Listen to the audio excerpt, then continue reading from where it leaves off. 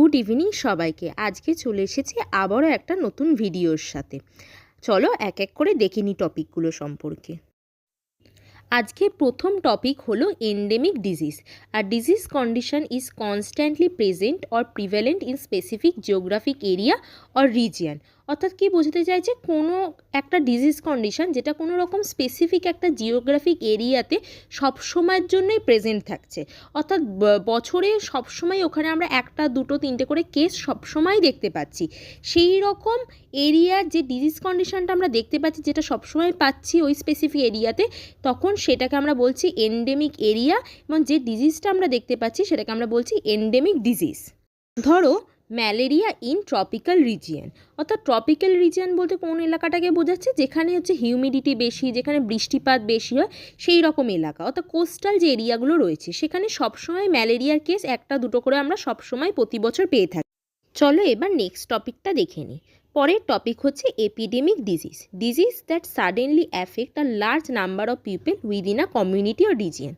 ধরে নাও এই এন্ডেমিক ডিজিজটাই, মানে ম্যালেরিয়া যেটা একটা নির্দিষ্ট জিওগ্রাফিক্যাল এরিয়াতে ছিল, হঠাৎ করে সেটা স্প্রেড করতে শুরু করলো অন্যান্য আরও আশেপাশের কমিউনিটি বা রিজিয়নগুলোতে, হঠাৎ করে ছড়িয়ে পড়তে শুরু করলো। লার্জ অ্যামাউন্ট লোকের একসাথে ম্যালেরিয়া দেখা যাচ্ছে। সেই রকম ডিজিজ কন্ডিশনটাকেই বলা হচ্ছে এপিডেমিক। অর্থাৎ এন্ডেমিক ডিজিজ কন্ডিশনটাই যখন হঠাৎ করে স্প্রেড হতে শুরু করলো একটা নির্দিষ্ট কমিউনিটির মধ্যে, তখন সেটাকে আমরা বলছি এপিডেমিক ডিজিজ। যেমন 2016 সালে ডেঙ্গু আউটব্রেক হয়েছিল। তো এপিডেমিক ডিজিজটা আশা করি তোমরা বুঝতে পেরেছো। চলো দেখে নিই পরের topic, pandemic disease. Disease that affect a large number of people across multiple countries or continent. অর্থাৎ কোনো একটা ডিজিজ কন্ডিশন যখন হঠাৎ করে লার্জ অ্যামাউন্ট অফ পিপলের মধ্যে ছড়িয়ে পড়ছে, একটা কান্ট্রি থেকে আরেকটা কান্ট্রিতে ছড়িয়ে পড়ছে, একটা মহাদেশ থেকে আরেকটা মহাদেশের মধ্যে ছড়িয়ে পড়ছে, তখন আমরা সেই রকম ডিজিজ কন্ডিশনকে বলবো প্যান্ডেমিক ডিজিজ। প্যান্ডেমিক ডিজিজের একটা খুব কমন উদাহরণ হচ্ছে কোভিড-19। আমরা সকলেই দেখেছি কোভিড-19 কীভাবে একটা দেশ থেকে আরেকটা দেশে ছড়িয়ে পড়েছিল। চলো একটা ফটোর মাধ্যমে সেটা বুঝে নিই। দেখো এন্ডেমিক যে ফটোটা রয়েছে ওখানে ধরে না ওই রেড রেড ডটগুলো হচ্ছে ম্যালেরিয়া ডিজিজ কন্ডিশন।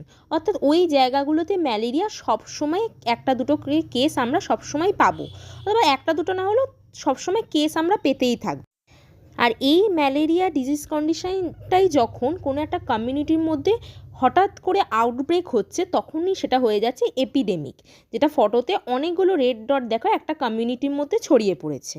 আর প্যান্ডেমিকটা তো বোঝাই যাচ্ছে, ধরে নিচ্ছি কোভিড-19, যেটা একটা কান্ট্রি থেকে আরেকটা কান্ট্রিতে ছড়িয়ে পড়ছে ধীরে ধীরে। আশা করছি তোমরা সবাই বুঝতে পেরেছো। Thank you.